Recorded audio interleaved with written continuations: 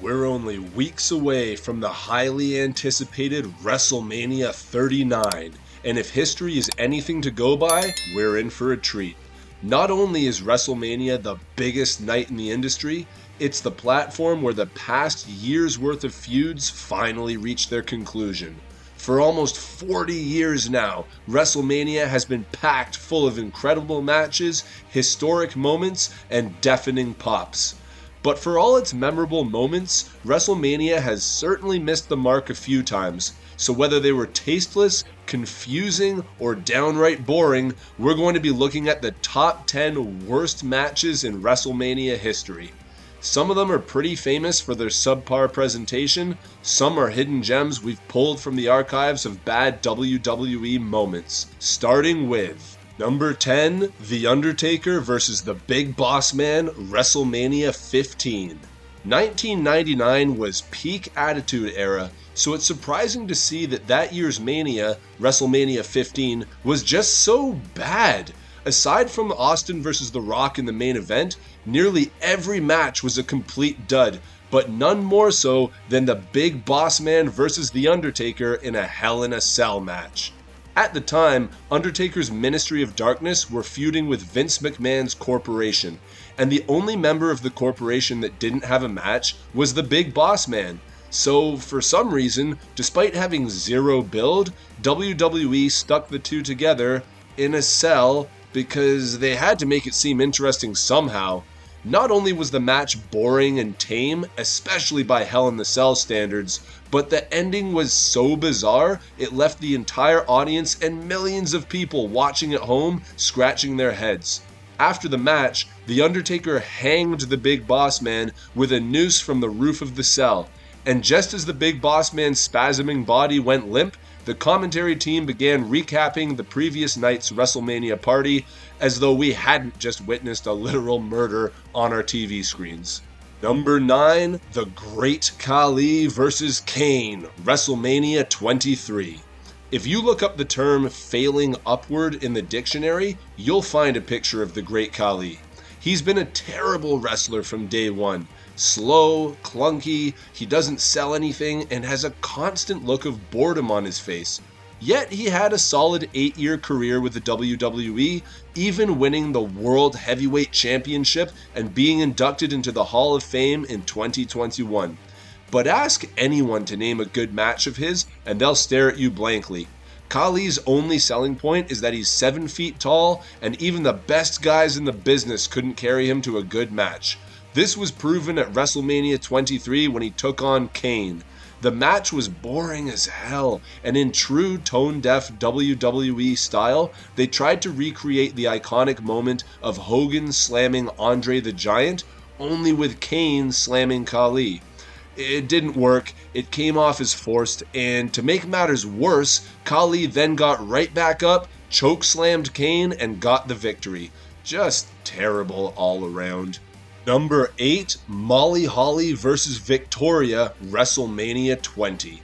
At WrestleMania 20, the women's division in WWE was at an all-time low. This card featured 2 women's matches, one of which was the very forgettable Playboy evening gown match designed to advertise an upcoming Playboy edition featuring the WWE Divas. Thankfully, it lasted less than 3 minutes. The other women's match at WrestleMania 20 saw Victoria face Molly Holly in a hair versus title match. Molly Holly lost, and so she had to get scalped. Victoria forced Molly into some kind of BDSM chair and shaved her head, all while laughing maniacally like some kind of barbershop James Bond villain. Molly Holly screamed like she was trapped in a Saw movie, acting like she was having her limbs pulled off rather than enduring a simple buzz cut. We respect Molly Holly's dedication, but it was pretty cringy. Number 7, Goldberg vs. Brock Lesnar, WrestleMania 20. 2 powerhouses, 2 big names, and Stone Cold Steve Austin as the special guest referee. What could possibly go wrong? Under any other circumstances, this would have been a dream match, and in the weeks leading up to it, it was definitely going to be. However, 3 days before the match, Brock Lesnar publicly announced that he was leaving WWE to join the NFL. Fans already knew that Goldberg was on the way out too, rendering the match completely pointless. The negative reaction was clear right away. Boos drowned out the arena, and the frustration was obvious on the faces of both performers. Goldberg picked up the win, but the cheers only came when Stone Cold delivered a stunner to both men after the match. Number 6, the Women's Battle Royal, WrestleMania 25. Before the likes of Becky Lynch and Charlotte Flair elevated women's wrestling to the top of the card, we had matches like this one. At WrestleMania 25, 25 women competed in a battle royal to crown the so-called Miss WrestleMania. Before the match began, Kid Rock came out and performed for a total of 10 minutes, time that could really have been used for 2 entire Goldberg matches. As Kid Rock was singing about getting women high and sleeping with them, the entrants to the Battle Royal all came out at once, dancing and gyrating alongside Kid Rock. The match kicked off right away, with one diva being eliminated before the ring announcer had finished explaining the rules. Throughout the car crash that followed, commentators pretended not to realize that one of the participants was a large, tattooed man dressed in drag, even when it came down to the final 3, and it was obvious that this mysterious wrestler was Santino Marella disguised as a woman. Santino went on to win the match, hammering home the punchline that the best woman in WWE at the time was a man. Number 5, Triple H versus The Ultimate Warrior, WrestleMania 12. The Ultimate Warrior had some bad matches in his time, but none worse than his match with Triple H at WrestleMania 12. The match itself, despite only being 2 minutes long, wasn't bad in terms of in-ring work, but as with a lot of low-level WrestleMania moments, context is king. At the time, Triple H was a red-hot up-and-comer, and this match alone really stalled his momentum going forward. Triple H hit Warrior with his finisher, the pedigree, which at the time was a very protected move. But Warrior no-sold the move, got up, laid out Triple H, and picked up the win, burying the young Triple H and then quitting the company 3 months later. We'd like to say it was surprising, but looking back, it was classic Warrior.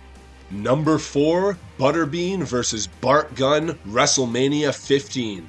We know what you're thinking. Who the hell is Butterbean? Well, he's not a wrestler, but he certainly knows how to throw a punch. Butterbean was a legendary boxer as well as a kickboxer and a mixed martial artist, and someone thought it would be a good idea to put him in a shoot fight with a professional wrestler on wrestling's biggest stage. The results were unsurprising. This was the climax to the controversial and very stupid Brawl for All tournament that took place between 1998 and 1999. Head writer and professional career shortener Vince Russo thought it would be fun to pit wrestlers against each other in legitimate boxing matches, with the winner going up against one of the toughest men on the planet. The match between Butterbean and Bart Gunn lasted 35 seconds in total. Butterbean legitimately knocked Bart Gunn unconscious with a single punch, making every wrestler who'd competed in the Brawl for All tournament look like chumps in the process. To make matters worse, the punch not only knocked Bart Gunn out, but pretty much killed his career in the WWE. Number 3, The Undertaker vs. Giant Gonzalez, WrestleMania 9. The Undertaker's great WrestleMania moments far outweigh his bad ones, but no one can deny that his match with Giant Gonzalez at WrestleMania 9 was probably the worst match of his career. It wasn't The Undertaker's fault. The dead man was a consummate professional and could pull off a good match with almost anyone, but the near 8-foot Gonzalez was too big for Taker to carry throughout this 16-minute car wreck. Gonzalez moved slowly and awkwardly, but still managed to dominate Taker for the majority of the match. At one point, Undertaker passed out and had to be carried back on a stretcher, but then returned and won the match by disqualification in one of the most anticlimactic endings to any Undertaker or WrestleMania match in history. Number 2, the DX Band versus the Crowd, WrestleMania 14.